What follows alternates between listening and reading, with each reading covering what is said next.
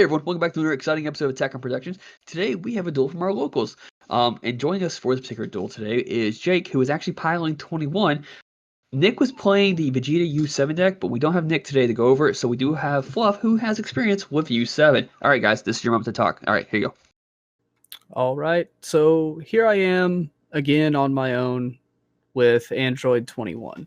Oh, I just would say hi and stuff. Oh, I thought we were going right into the duel. You know, specifically designating a spot where we're allowed to speak no longer makes it fun. I just want to. And that's the duel, guys. Thanks for tuning in. From here on out, we will be. No, I'm just joking. Yeah. So I don't know how well I know Universe 7, so we'll kind of see. I thought you. I know I mess with it a little bit. In my prison build. I played it way back when like playing when like 3 boos and a turn were degenerate. So well, this is an interesting game. It's a control matchup. So I know you like to play control decks, so it'll be interesting to have your insight. Absolutely. I'll take it. So before we get into the duel, this looks like Jake is taking his first turn charging a great card. But if you haven't already, hit that subscribe button. If you enjoy our content, hit that like button as well. And if you also enjoy our content, hit that bell to let you know, wow, I can't talk anymore, when we have more content coming your way. That's all I wanted to say. Shameless plug. You guys, enjoy the video. I'm sure these two will do a great job describing what happens. Where are you going? You're going to talk too. You play Android 17 or 21, whichever one. I gotta let my dog out, so. Well, you better hurry before something happens.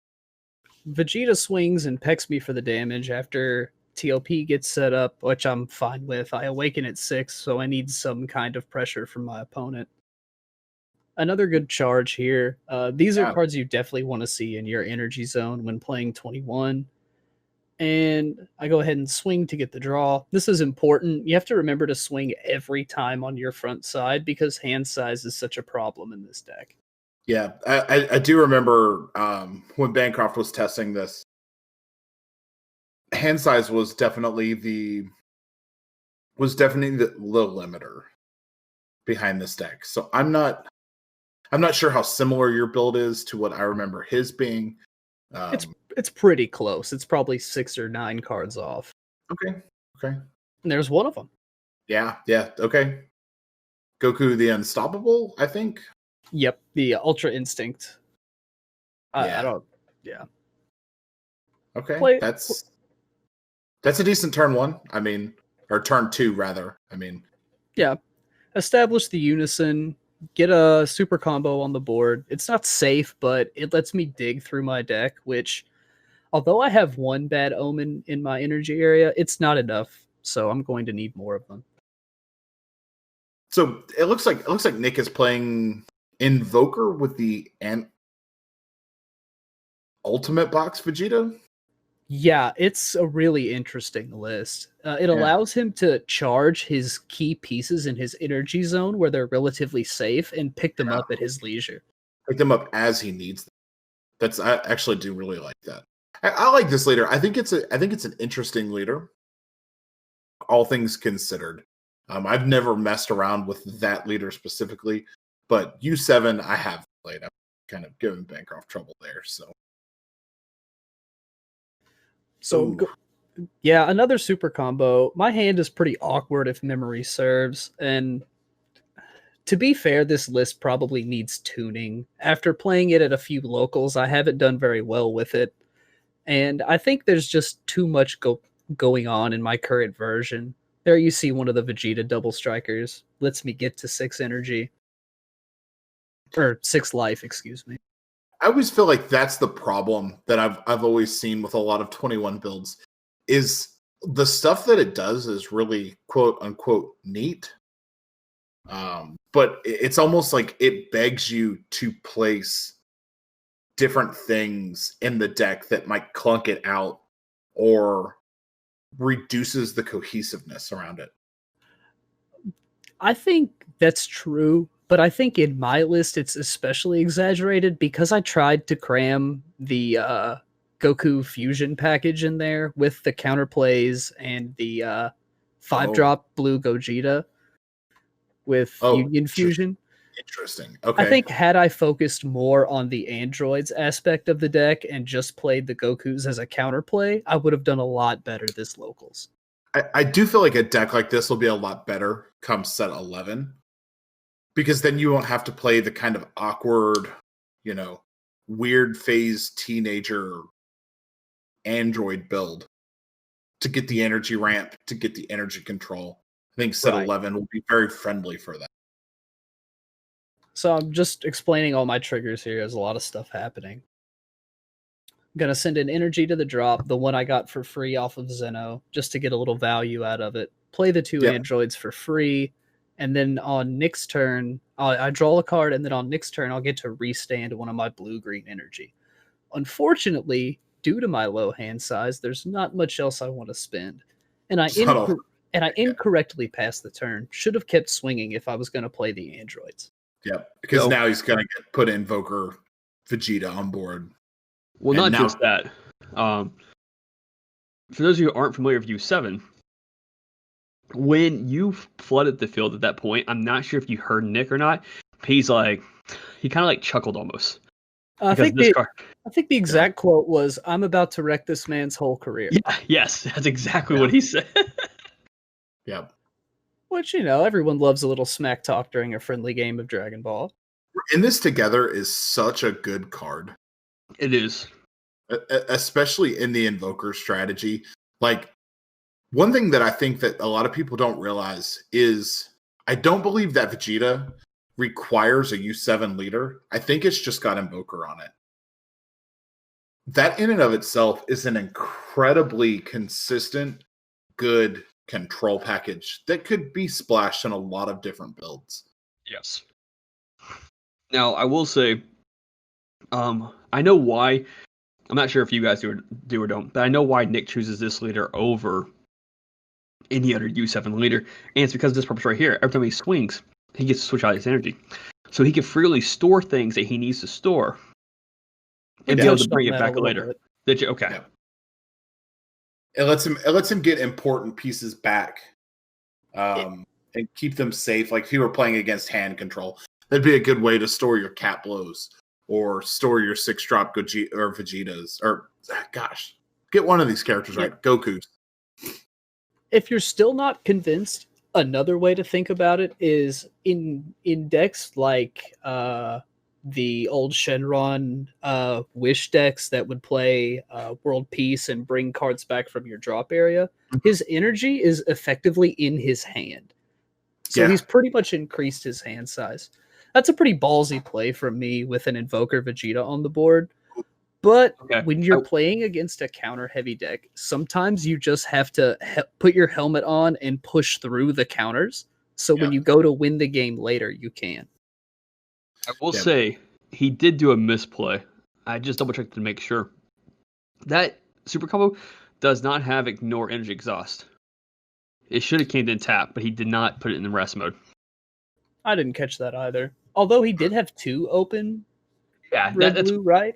So he's got Tournament of Power in play. It ignores Energy Exhaust. Oh, yeah. On red blue cards. See, this is why Fluff's in this video, not me. Yeah. So not a misplay. Good catch. Good catch. I'll continue to eat my pie. Damn, I want pie. Bean to restand some energy. I'm floundering at this point. He stifled pretty much every play I've made. Although I've made some misplays among those plays, but you did a perfect restand, though. I will say that. I've learned from the master. Thank you. Yeah. This is a really tough situation to be in because he may only have 4 or 5 cards in his hand, or he probably has 6, but they're all probably really good extra cards that are just going to stun you at every turn. And this is where U7 is hard to get around unless you have an at beck and call answer to that Vegeta, which with Royal Condemnations and Emperor's Death Beam, it can be really difficult to catch that Vegeta off guard. Especially if you have to slog through multiple copies. Here you see one in his energy area, and as we keep harping on, that's basically in his hand. So as Yeah. soon as I remove this one, he has another to replace it with. He absolutely has access to another one. And now he has a Emperor's Death Beam just sitting there, ready for you to provide a problem that he can't deal with.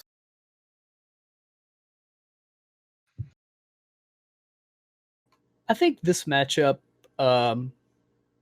given more correctly built deck on the part of 21, probably be quite fun if you enjoy control decks, because they both try and win with interesting burn damage. And as one of our local players, Matt, always says, like, a game like this is won in the margins. It's won or lost in the tiny misplays or tiny inefficiencies you have in your list. If he wastes a counterplay on something that doesn't change the board state, or if you waste a negate on an attack that you could have taken to life, or you burn an extra combo when you didn't need to. Yep, you get punished for it. Absolutely. There's another charge you want to see. Yeah. One of my favorite cards from the anniversary box, and here's one of my misplays, because he has that other Vegeta in his energy area. The -5 is a pretty lackluster option here. I think it would have been better to go to 6 and try and make a play on his 4 life, knowing what's in my hand. You know, not knowing done. -5 on the No, Zeno. I would not have. Really? And the reason being is because he can easily get another Vegeta on the board, as you can tell from his energy. That being said, you cannot successfully guarantee getting Super 17 on the board for one of your win con situations. Right. So if you can hang on to your Unison, keeping it where it needs to be, and you could have done it, it would have been at 8. At that point, Nick has to dedicate so many more attacks just to take out your Unison. Because I assume you had assuming you had a Trunks in hand for the 3-drop Goku. I did, and later in the game, I kind of misunderstand the wording on Trunks and try and play it when I don't have a Unison on board, but I was corrected. I think you guys called me over for that duel at that part of the game, actually. I think you spectated, didn't you? Weren't you sitting next to us? I had to spectate your guys' game. I spectated your guys' game for a little bit, but then I realized I should be spectating the other match because we had a new player playing at the other table. That's true. So, Royal Con. Unfortunate. Yeah. My plan was to remove the first Vegeta, and if he replaced it with another or went for the 5-drop, bounce it with the UI. But, sad day. That Goku's effect occurs on auto timing, not counter timing. He comes into play on counter timing, and then his auto draw a card, bounce a card. Got it. Okay. Yeah, unfortunate. So just kind of catching forward, going back on that Xenoplay. I don't feel like that Xenoplay was inappropriate. I don't know exactly what was in your hand, but I do feel like that was the right play for this reason and this reason alone. So you got rid of one Vegeta.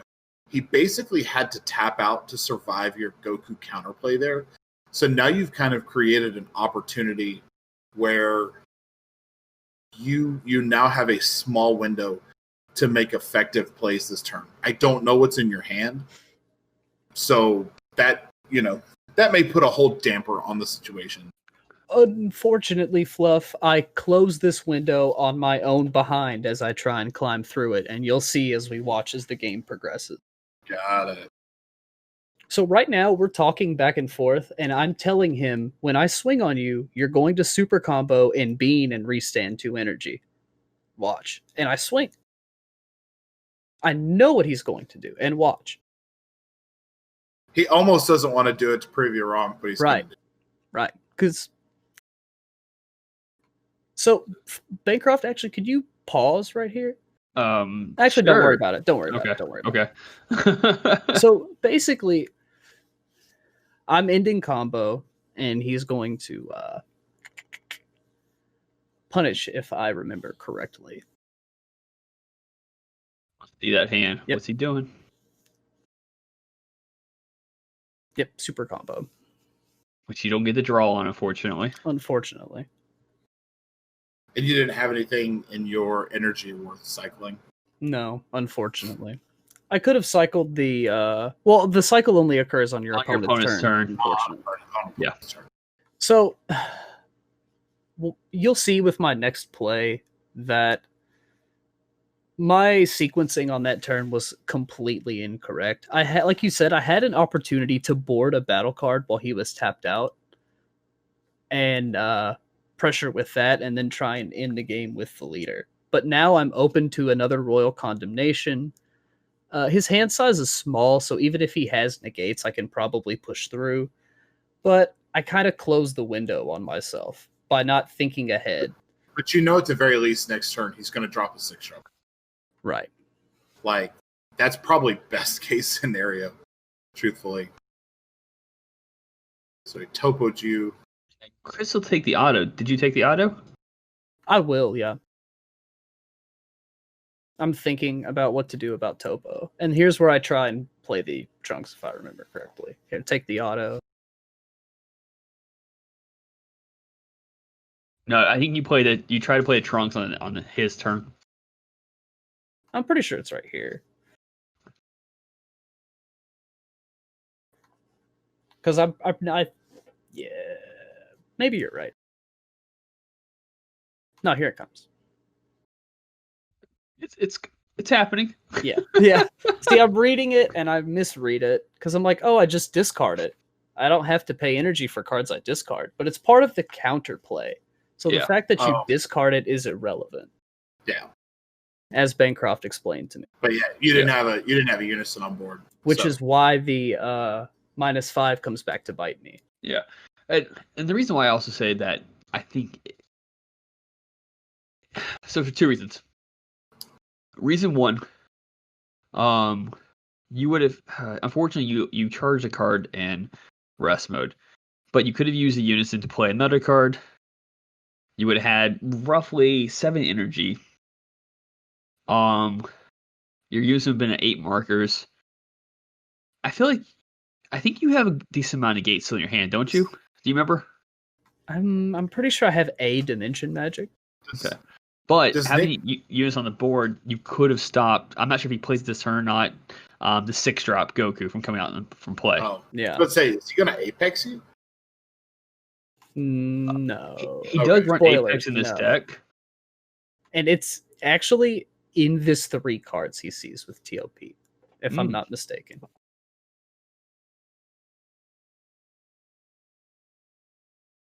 So he's Count going the through drop area. Oh, I remember what he does now. Yeah. See, you could have hung on to the unison. He would have paid for whatever card's coming out, and you could have just thrown that card at the bottom of his deck, I think, with the Trunks or drop or whatever. Yeah. It would have been smart. Yeah, it would have been smart for him to try to push on your Zeno, which is fine. Take the extra hits there. Yeah. Yeah, so you could have stopped that from being played. Mm-hmm. He's tapped out. He couldn't done anything more. And on your turn, you could just done +2 again and free played, or had the energy to play Super 17. Then your 2 21s, pop 2 of his cards on his board. Yep. Actually, I don't think it gets past barrier, so you couldn't get rid of his Vegeta. Done 2 damage and killed Topo for sure. Actually, I gotta give Nick credit here. I actually really like the way this U7 feels. I feel like it focuses less on kata blowing and more on just control and ending on the condition that's available. Yeah, he has 3 win cons for this deck. We did do a profile on this beforehand. I don't know if this one's been updated or not since then, but I will put the deck profile in the description down below. But he has the 6-drop Goku, because you see the 3-drop in his drop. He plays the promo Goku, and then he also has Apex. So he has 3 different ways. I really like the way it feels. Because it doesn't fizzle on like the Surge Leader will. Yeah. Like, he got value out of his Awakened Leader turn after turn, instead of relying on the Surge effect for U7 Surge. But I do feel like if you would have kept your Unison, you might have pull that off in the end because you had another 21 in your hand. So that would have been 3 life, and then he would have had to stop 5 attacks, 6 attacks. The real question would be, does he have a royal condemnation or a way to stand energy before you play the Android 17? And the world may never know. Exactly, yeah. So, but that being said, that is today's duel. Jake, thank you for joining us today to go over your battle with Nick. Well, you ready to lead us out? Read your cards, know your plays, and like always, fluff out. Goodbye.